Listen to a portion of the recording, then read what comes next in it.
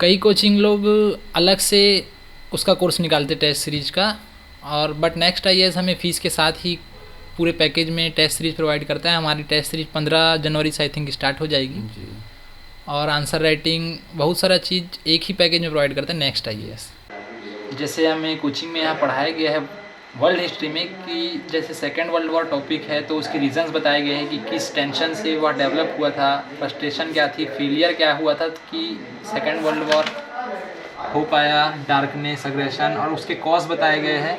उसके लिए बुक का प्रेफरेंस भी दिया जाता है कि आप इस बुक से ज़्यादा अच्छे से पढ़ सकते हो। इवेल्युएशन किया गया है, इंपॉर्टेंट इवेंट बताए गए आफ्टर वॉर जैसे सैटेलाइट स्टेट्स, रीजंस बताए गए हैं। ओके। यहाँ की फैकल्टी तो बहुत ज़्यादा क्लोज है, मतलब स्टूडेंट के, जहाँ तक मैं देखा हूँ। कुछ भी प्रॉब्लम रहा, इवन पर्सनल प्रॉब्लम रहे तो आप मतलब शेयर कर सकते हो उनसे। करंट अफेयर्स के लिए मैं न्यूज़पेपर तो फॉलो कर रहा था, बट अभी क्लासेस इतनी हो गई है कि न्यूज़पेपर तो पूरा कंप्लीट अच्छे से पढ़ के नहीं होता, तो मैं दृष्टि की वेबसाइट से डेली न्यूज़ आर्टिकल आते हैं उसको फॉलो करता हूँ अभी डेली। हेलो फ्रेंड्स, मेरा नाम मोहम्मद गौस रज़ा है, मैं छत्तीसगढ़ से हूँ और यहाँ यूपीएससी की प्रिपरेशन कर रहा हूँ। ठाकुर पीजी में रहता हूँ, ईस्ट पटेल नगर, वेस्ट पटेल नगर में। ये मेरा स्टडी टेबल है, आज आपको रूम बता रहा हूँ।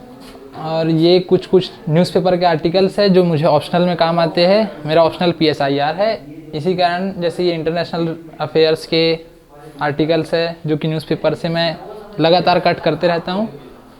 और ये कुछ मैप्स है यहाँ पास, जो जैसे ये है कॉन्स्टिट्यूशन ऑफ इंडिया में, जैसे अभी चल रहा है कि सेडिशन लॉ है, तो इसमें से पता चल जाता है कि आप कौन से आर्टिकल से मतलब उसको रिलेट कर पाते हैं करके।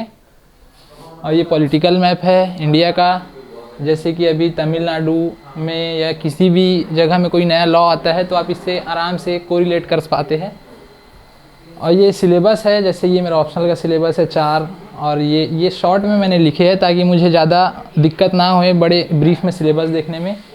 जैसे ये सेक्शन ए है, सेक्शन बी, और ये 4 GS के है और एक ऐसे और प्री के है। ये मैंने शॉर्ट में लिखा है।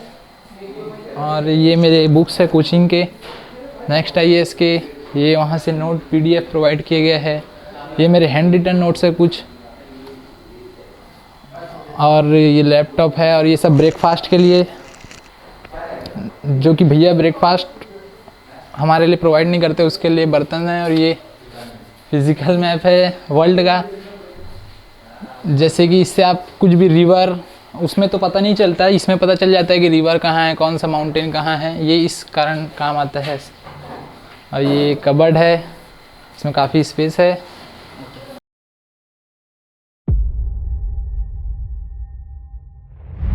चले भैया, अपना नाम और एजुकेशन बैकग्राउंड बताइए। मेरा नाम मोहम्मद गौस रज़ा है, मैं छत्तीसगढ़ से अपना ग्रेजुएशन पूरा किया हूँ। और मेरा स्ट्रीम BSc मैथ्स रहा है, प्लेन। जी। और आपने अपना मीडियम क्या रखा है? मेरा मीडियम स्टार्टिंग से ही इंग्लिश मीडियम रहा है, स्कूल में भी, कॉलेज में भी, और UPSC के लिए भी मैंने इंग्लिश मीडियम ही चूज़ किया। जी। तो आपने अभी तक कोई कोचिंग लिया है कि नहीं लेने की सोच रहे हैं? कोचिंग मैंने नेक्स्ट IAS अगस्त में ज्वाइन कर लिया था, अब एंड भी होने वाला है वो अप्रैल में। जी। तो जैसे कि आपने कोचिंग लिया है तो आपको इसका टोटल फ़ी कितना लगा है? मैं एक्चुअली पेंडेमिक में बाय किया था कोर्स को, तो मुझे कुछ % कम पड़ा था फीस। जैसे मुझे 1.5 लाख में कंप्लीट CSET प्लस GS मिल गया था। जी।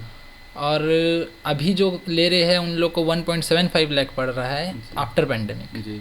तो आपने ऑप्शनल का भी कोचिंग ले रखा है कि उसी से कि अलग से लेंगे? जी, ऑप्शनल का मैंने शुभ्रा मैडम के पास से लिया है, और उनका ऑनलाइन अटेंड करता हूँ मैं लेक्चर। उन्होंने टैब भी प्रोवाइड किया है 60,000 में। जी। तो और जैसे कि कोचिंग, बहुत सारी कोचिंग्स होती हैं जो टेस्ट सीरीज वगैरह प्रोवाइड कराती हैं, तो टेस्ट सीरीज के लिए आपको अलग से पे करना पड़ता है कि उसी में था आपको? कई कोचिंग लोग अलग से उसका कोर्स निकालते टेस्ट सीरीज का, और बट नेक्स्ट IAS हमें फ़ीस के साथ ही पूरे पैकेज में टेस्ट सीरीज प्रोवाइड करता है। हमारी टेस्ट सीरीज 15 जनवरी से आई थिंक स्टार्ट हो जाएगी। जी। और आंसर राइटिंग बहुत सारा चीज़ एक ही पैकेज में प्रोवाइड करता है नेक्स्ट IAS। तो जैसे कि आपने बात की आंसर राइटिंग की, तो आंसर राइटिंग बहुत ज़्यादा इम्पोर्टेंट हो जाती है। तो आप अभी आंसर राइटिंग करते हैं, कोचिंग में कराते हैं, क्या है?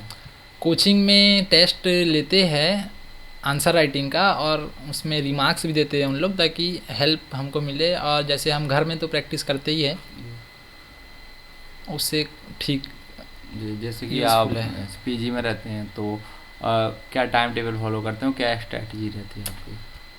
टाइम टेबल तो जब टाइम बच जाए तब पढ़ लो, ऐसा टाइम टेबल का तो है नहीं क्योंकि क्लासेस इतनी रहती है, 3-4 क्लास हो जाता है तो टाइम टेबल तो बनाना मुश्किल है।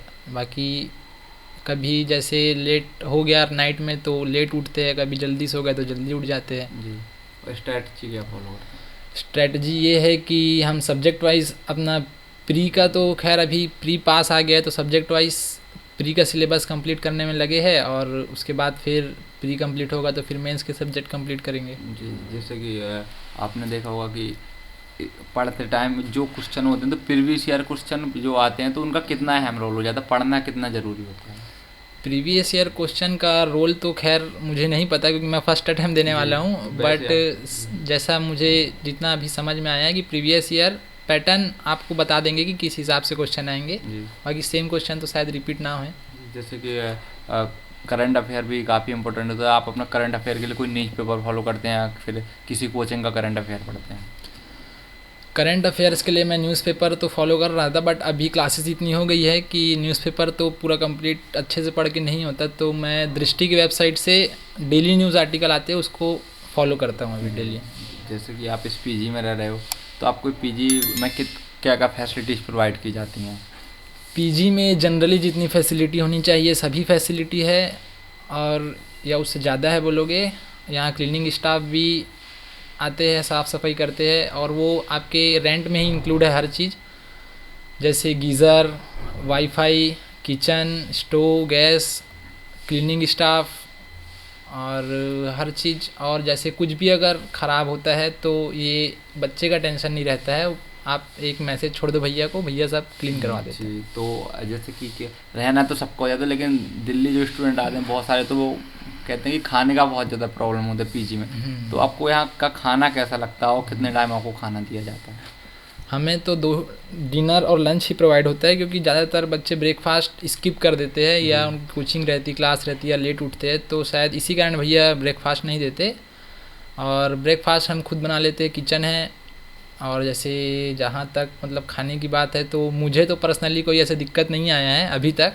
जी। बाकी कई कई लोगों को प्रॉब्लम आता है क्योंकि उन लोग खुद वो सब्जी पसंद नहीं करते या हाँ, तो कुछ सबकी दिक्कत। कोई सब्जी हाँ, फेवरेट नहीं होती, कोई होती है तो ऐसा तो तो वो ऐसा नॉर्मल ही प्रॉब्लम होता रहता है। है। बाकी हाँ, तो जो खाने ऐसा का नहीं कि खाना या कुछ कम क्वालिटी का बन रहा है, या मतलब जैसे घर में बनता है वैसे ठीक रहता है ठीक है। मतलब। और जैसे कि कभी कभी पढ़ते पढ़ते डिमोटिवेट हो जाते हैं क्योंकि यूपीएससी की जर्नी बहुत लॉन्ग जर्नी मानी जाती है, तो आप अपना मोटिवेशन कहाँ से लाते हैं? डीमोटिवेट तो जैसा मैंने बताया कि ज़्यादा पढ़ने से डीमोटिवेट हो जाते हैं, इसी कारण थोड़ा सा मतलब कंसिस्टेंट वे पे पढ़ते रहना चाहिए। और मोटिवेशन के लिए आप मतलब अपने घर वाले हैं, पेरेंट्स है, आप उनसे बात कर सकते हैं जी, ताकि आपको डीमोटिवेट फील ना हो। उनकी मेहनत है। जैसे कि और पढ़ जो चीज़ें हम पढ़ लेते हैं तो रिवीजन करना बहुत ज़्यादा इंपॉर्टेंट हो जाता है, तो आप अपना रिवीजन कैसे करते हैं? डेली करते हैं, वीकली, मंथली? रिवीज़न करना चाहिए, हालांकि मैं नहीं कर पा रहा हूँ, बट मंथली मतलब नहीं हो सकता तो मंथली करना चाहिए। अगर आप कर सकते हो तो वीकली करिए, या डेली भी कर सकते हैं, जैसा आपको सहूलियत जी, जमे। जैसे कि आपने बताया कि जो नेक्स्ट आईएएस से आप कोचिंग ले रहे हैं तो आपको वहाँ की फैकल्टी है, टीचर स्टाफ जो कितना सपोर्टिव है आपके लिए? फैकल्टी क्योंकि मैं वहीं कोचिंग बस किया हूँ, उसके अलावा तो कहीं किया नहीं हूँ, तो वहाँ की फैकल्टी तो बहुत ज़्यादा क्लोज़ है मतलब स्टूडेंट के, जहाँ तक मैं देखा हूँ। कुछ भी प्रॉब्लम रहा, इवन पर्सनल प्रॉब्लम रहे तो आप मतलब शेयर कर सकते हो उनसे। जी, जैसे कि अभी जो काफ़ी फैकल्टी जो बाजीराम की थी वो नेक्स्ट आईएएस में आई है, तो आपको वो टीचर क्या लगता है कि हाँ, जैसे कि ओझा सर काफ़ी कंट्रोवर्सी हुई थी तो पढ़ाते सभी टीचर अपने सब्जेक्ट में, जहाँ तक आज तक मैं किसी टीचर को देखा हूँ कि सभी टीचर अपने सब्जेक्ट में बहुत बेस्ट है, हैं? और सही है और फिर सब। जैसे कि बहुत सारी कोचिंग होती हैं तो उनमें एक सब्जेक्ट के बहुत सारे टीचर होते हैं, तो क्या ऐसा कुछ? नहीं, ऐसा अभी तक तो हमको सब सब्जेक्ट के स्पेशलाइज टीचर ने ही पढ़ाया है। एक टीचर ने ऐसे नहीं कि 2-3 सब्जेक्ट पढ़ा दिया हो, ऐसा अभी तक तो नहीं हुआ है। जी, जैसे कि भैया आप इस पीजी में रहते हैं पटेल नगर में, तो आपका कोचिंग कहाँ पर है नेक्स्ट आईएएस? मेरा कोचिंग ओल्ड राजेंद्र नगर में है, जिससे मैं बस के मीडियम से आसानी से जा सकता हूँ कम रेंट पे। जी, तो आपको आने जा जैसे यहाँ से जाते हैं तो कितना टाइम लगता है आपको जाने में? मुझे जाने बस का टोटल टाइम 20 मिनट्स का रहता है, बाकी आप आने जाने में लगभग हाफ एन आवर जाने में, हाफ एन आवर आने में स्पेंड हो जाता ट्रैफिक की है वजह ट्रैफिक से। की वजह से। जी, और जैसे आप कि जो जैसे अगर आपको टाइम का ज़्यादा सेव करना है तो आप मेट्रो से भी जा सकते हैं, उससे जी। यहाँ से कोई दिक्कत नहीं है। जैसे कि जो नए स्टूडेंट हैं जो इस पीजी में आना चाहते हैं, दिल्ली आना चाहते हैं, तो आपका क्या मैसेज रहेगा उनके लिए?